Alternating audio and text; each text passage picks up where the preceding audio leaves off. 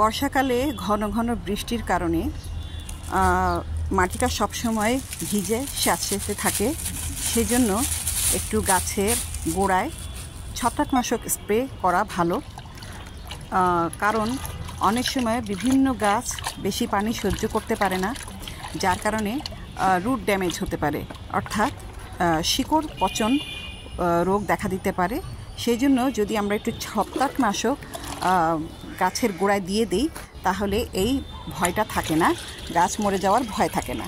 তো আজকে একটু রোদ উঠেছে, সেই জন্য আমি একটু ছত্রাকনাশক গাছে দিয়ে দিচ্ছি।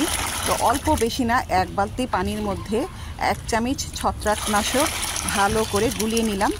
গুলিয়ে নিয়ে প্রত্যেকটা গাছের গোড়ায় গোড়ায় ছত্রাকনাশক পানিটা দিয়ে দেব। পর্যাপ্ত পরিমাণে ভিজা আছে, তারপরেও আমি পানিটা দিয়ে দিচ্ছি।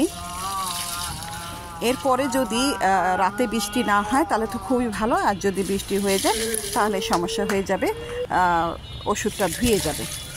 তো বিভিন্নভাবে ছত্রাকনাশক দেওয়া যায়, অর্গানিকভাবেও দেওয়া যায়, যেমন দোলচুন। আর দোলচুন এটা ঘরে তৈরি করা যায়, তুঁত আর চুন দিয়ে বর্দ মিক্সচার যেটা বলে, বর্দ মিক্সচার তৈরি করে আমরা গাছে গোড়ায় দিয়ে দিলেও সেটাও কাজে দেয়। তা আমি আজকে যে কোনো একটা কোম্পানির ছত্রাকনাশক দিয়ে দিলেই চলে। তো আমি সব গোড়ায় গোড়ায় দিয়ে দিলাম।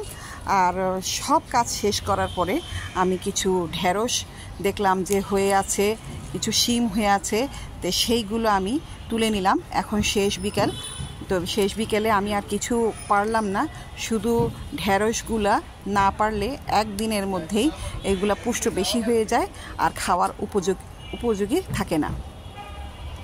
এজন্য যেগুলো পাড়ার উপযোগী হয়েছে সেই ঢেঁড়সগুলো তুলে ফেললাম।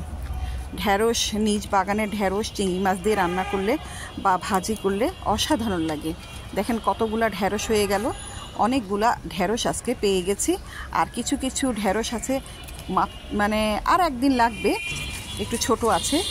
তো একদিনের মধ্যেই এই যে দেখেন একটা ঢেঁড়স কত বড় হয়ে গেছে, এবং ওটা বুড়া হয়ে গেছে, এটা নেওয়া যাবে না। তো গাছগুলা খেয়াল করতে করতে দেখেন লাউয়ের পাতাগুলা দেখে খুব খারাপ লাগলো, পাখি খাওয়া শুরু করে দিয়েছে। গত বছরেও আমি কোনো লাউ গাছ টিকাতে পারি নাই পাখির কারণে। তো কিছুই করার নাই, যার রিজিকে যেটুকু আছে। এদিকে ধুন্দুলের ফুল ফুটেছে। তো আমি এখানে কিছু শিম আছে, সেই শিমগুলো পেড়ে ফেললাম। এটা 12 মাসি শিম, একদম ছোট ছোট হয়েছে, সিজনে একটু বড় হয়, কিন্তু খেতে খুবই ভালো লাগে। অল্প অল্প হচ্ছে, মাত্র হচ্ছে, ধরা শুরু হয়ে গেছে। আর এখন যেহেতু শেষ বিকেল, ঝিঙের ফুলগুলো আমি একটু পরাগায়ন করে দিলাম। আমি প্রতিদিনই বিকেলবেলা এই কাজটা করি। এখন আকাশটা মেঘলা হয়ে আসছে, বৃষ্টি আসার সম্ভাবনা, আকাশটা কালো হয়ে আসছে। সেই জন্য আর বেশিক্ষণ থাকতে পারবো না, শুধু ঢেঁড়স আর কয়েকটা শিম হারভেস্ট করলাম আজকে। ফুলও ফুটছে, শিমের অনেক ফুল আসছে, অনেক ফুল ফুটছে, দেখতে খুবই ভালো লাগে। দেখেন আকাশটা কিভাবে কালো হয়ে আসছে, বৃষ্টি হবে বোঝা যাচ্ছে। তো ভিডিওটা কেমন লাগলো ভালো জানাবেন অবশ্যই। আল্লাহ হাফেজ।